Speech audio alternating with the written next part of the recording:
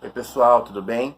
Meu nome é Guilherme Oliveira, eu sou historiador, mestrando em História Social da África na Unicamp, e eu vim aqui para a gente fazer uma reflexão sobre é, a história do racismo no Brasil, né?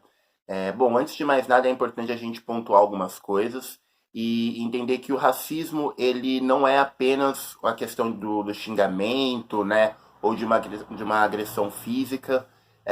O racismo ele perpassa por uma estrutura de dominação racial e que é historicamente construído através de pessoas brancas sob outras etnias, principalmente a população negra, né, como ele se constitui historicamente aqui no Brasil. O racismo enquanto ciência, né, o racismo enquanto ideologia, ele se desenvolve a partir da segunda metade do século XIX, oriundo das ideias de evolucionismo de Charles Darwin, né? Então, a partir das ideias do desenvolvimento da raça humana, a gente tem então a criação do racismo científico, né?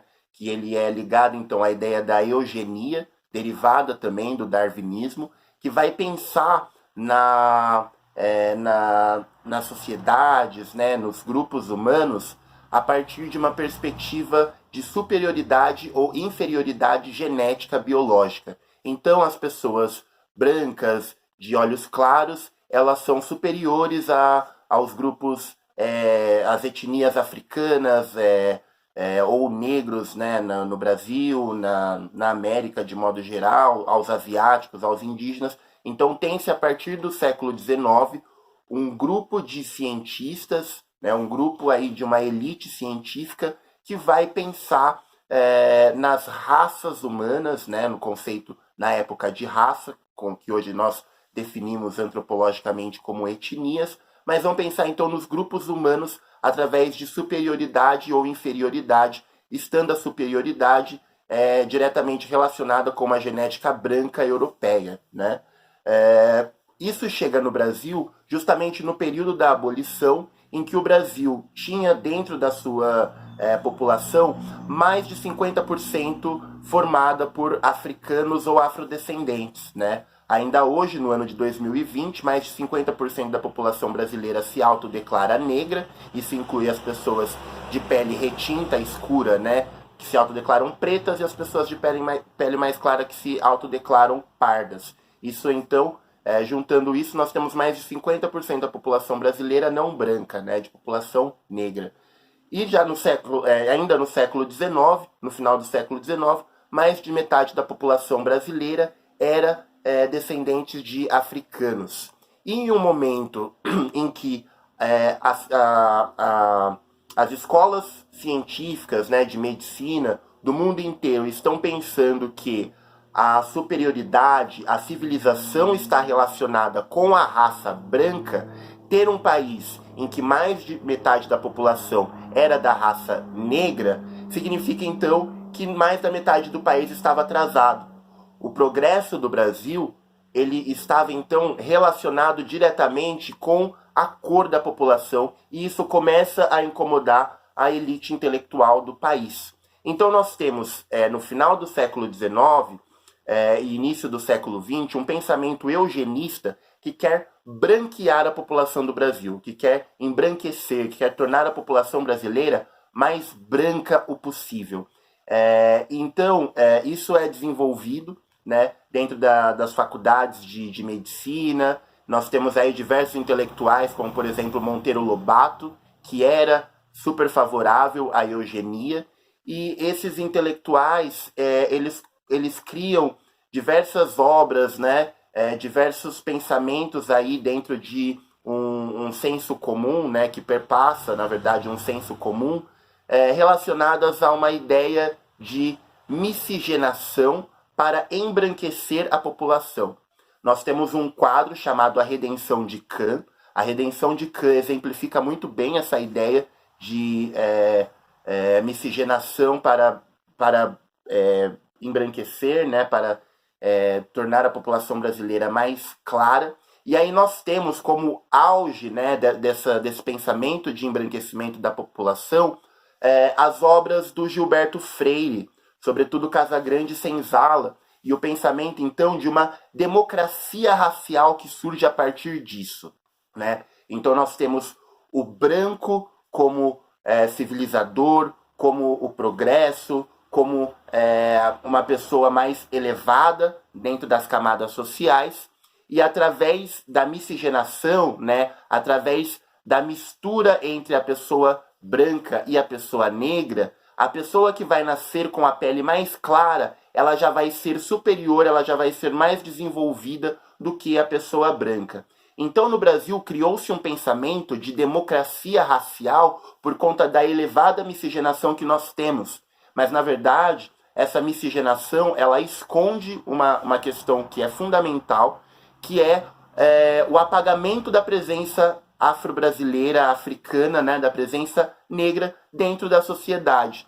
Então, esse pensamento que Gilberto Freire cria entre as décadas de 30 e 40, que perpassa um senso comum, no qual o racismo ele não existe, ou o racismo ele é menos pior por conta do Brasil ter muita miscigenação e muitas relações interraciais. Na verdade, a miscigenação no Brasil ela acaba sendo um mecanismo de apagamento da população negra, em detrimento justamente de um pensamento que deriva do eugenismo, né, da eugenia, da superioridade branca do final do século XIX e início do século XX. Nós temos aí nas últimas décadas diversos intelectuais que trabalharam, né, que pesquisaram sobre relações étnico-raciais, sobre a presença da população negra no Brasil e sobre as especificidades do racismo na sociedade brasileira, né?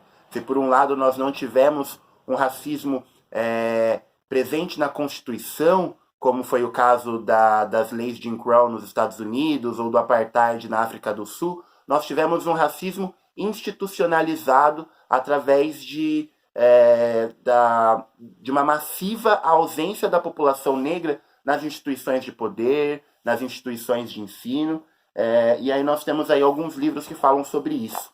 O Genocídio do Negro Brasileiro, Processo de um Racismo Mascarado, do Abdias do Nascimento, ele vai falar justamente sobre isso, né? Como que o Brasil ele se mascara através de um pensamento de democracia racial, né, de uma miscigenação, através de relações interraciais, mas na verdade isso faz parte de um genocídio do negro brasileiro, né? Isso faz parte de um processo de destruição da presença negra no Brasil. Nem preto nem branco, muito pelo contrário, da Cor e Raça na Sociabilidade Brasileira, da Lilia Schwartz. Ele também reflete aí de que forma que o racismo ele se estrutura, né, e fica difícil você pautar um debate racial no Brasil através de uma suposta democracia racial, né, em que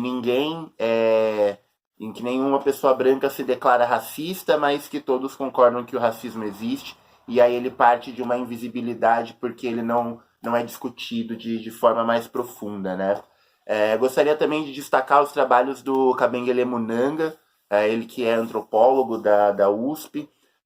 Ele tem alguns trabalhos bem interessantes, como as origens africanas da sociedade brasileira contemporânea, o negro no Brasil, rediscutindo a mestiçagem, os trabalhos da Lélia Gonzalez, né, já aí na década de 80, pautando a interseccionalidade entre a população negra e as mulheres negras. Beatriz do Nascimento, que começa um estudo sobre os quilombos e sobre as origens transatlântica, né, uma identidade transatlântica da população brasileira. Djamila Ribeiro, que fala, né, o que é lugar de fala, feminismos plurais.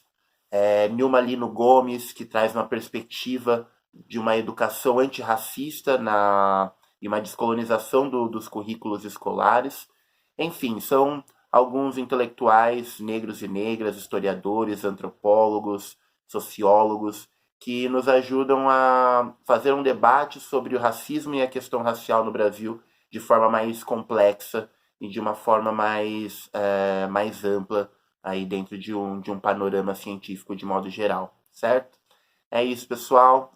Espero ter contribuído aí um pouco com o debate. E se tiverem aí alguma dúvida, quiserem mais indicações, podem me procurar, tá bom? E é isso. Abraço, gente.